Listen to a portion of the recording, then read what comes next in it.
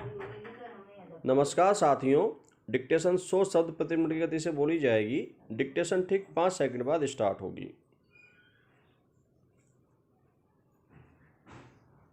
Start.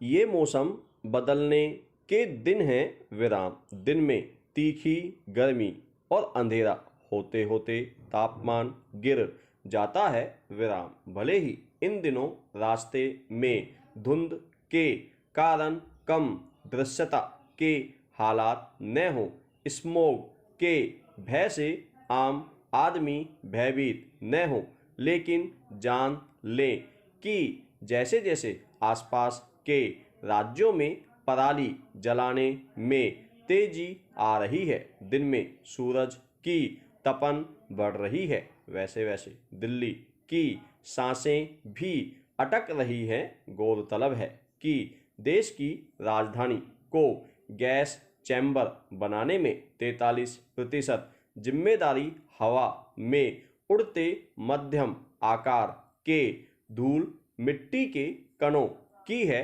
विराम। दिल्ली में हवा की सेहत को खराब करने में गाड़ियों से निकलने वाले धुएं की भागीदारी 17% और पेट कोक जैसे पेट्रो ईंधन की भागीदारी 16% है विराम। इसके अलावा भी कई कारण हैं, जैसे कूड़ा जलाना एवं परागकण आदि विराम। 1 टन पराली जलाने पर 2 किलो सल्फर डाइऑक्साइड निकलती है।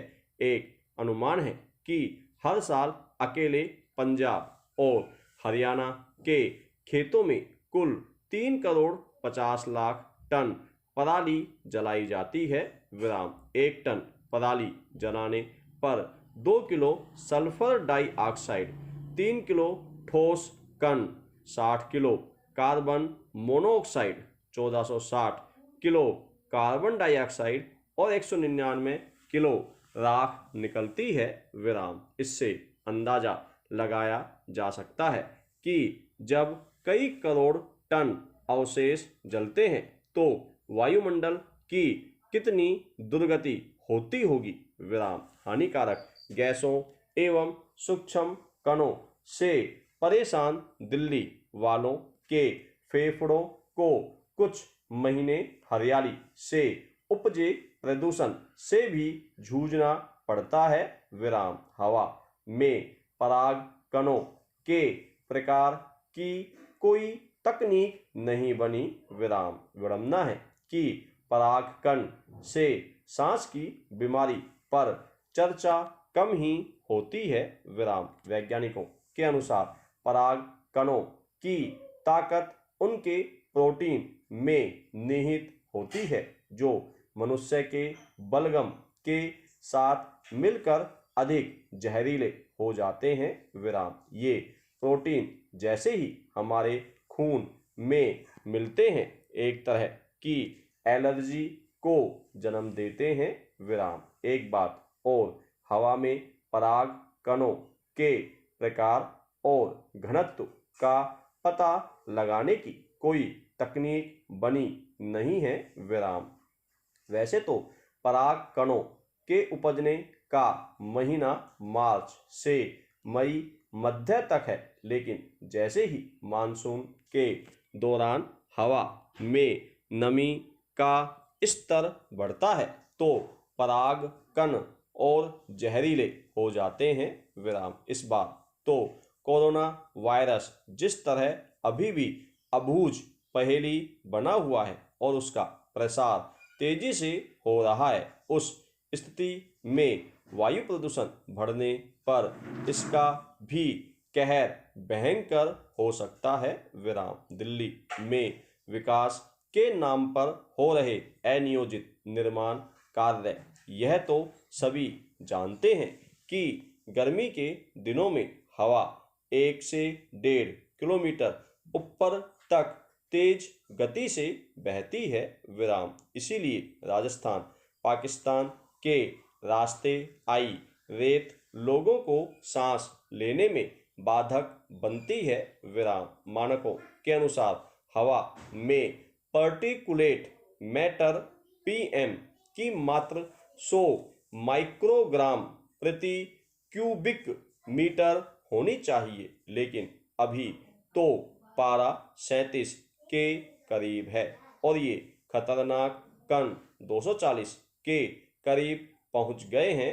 विराम। इसका एक बड़ा कारण दिल्ली में विकास के नाम पर हो रहे अनियोजित निर्माण कार्य भी हैं, जिनसे असीमित धूल तो उड़ ही रही है, यातायात जाम की दिक्कत भी पैदा हो रही है। विराम। हवा में पीएम ज्यादा होने का अर्थ है कि आंखों में जलन, फेफड़े खराब होना, अस्थमा, कैंसर एवं दिल के रोग। विराम। जाम से गाड़ियां 1.5 गुना ज्यादा ईंधन पी रही हैं। विराम। वैज्ञानिक एवं औद्योगिक अनुसंधान परिषद CSIR और केंद्रीय सड़क अनुसंधान संस्थान द्वारा हाल ही में दिल्ली की सड़कों पर किए गए एक गहन सर्वे से पता चला है कि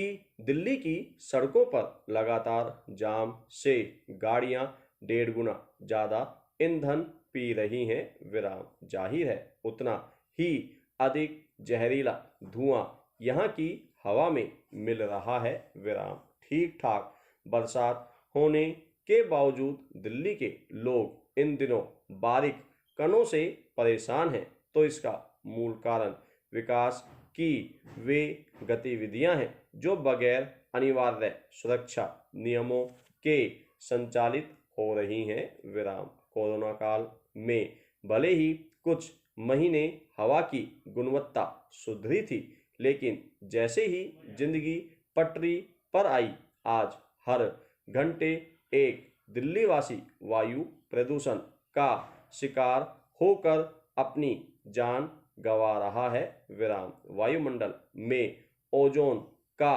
स्तर 100 AQI गत 5 वर्षों के दौरान दिल्ली के सबसे बड़े सरकारी अस्पताल एम्स में सांस के रोगियों की संख्या 300 गुना बढ़ गई है। विराम। एक अंतर्राष्ट्रीय शोध रिपोर्ट में बताया गया है कि अगर प्रदूषण के स्तर को काबू में नहीं किया गया तो साल 2025 तक दिल्ली में हर साल करीब 32,000 लोग जहरीली हवा के शिकार होकर असामयिक मौत के मुंह में समा जाएंगे। विराम। यह भी जानना जरूरी है कि वायुमंडल में ओजोन का स्तर 100 AQI यानी एयर क्वालिटी इंडेक्स होना चाहिए, लेकिन जाम से बेहाल दिल्ली में यह आंकड़ा 190 तो सामान्य ही रहता है। विराम। वाहनों के धुएं में बड़ी मात्रा में हाइड्रोकार्बन होते हैं और तापमान 40 के पार होते ही यह हवा में मिलकर ओजोन का निर्माण करने लगते हैं। विराम। यह ओजोन इंसान के शरीर, दिल और दिमाग के लिए जानलेवा है। विराम। जाहिर है इस मौसम में निर्माण कार्यों पर धूल के नियंत्रण के लिए पानी का छिड़काव करने के साथ साथ सड़कों पर जाम लगना रोकना जरूरी है। विराम। वहीं पराग कणों से होने वाले नुकसान से बचने का एकमात्र उपाय इसके प्रति जागरूकता एवं संभावित प्रभावितों को एंटी एलर्जी दवाएं देना ही है। विराम। धन्यवाद।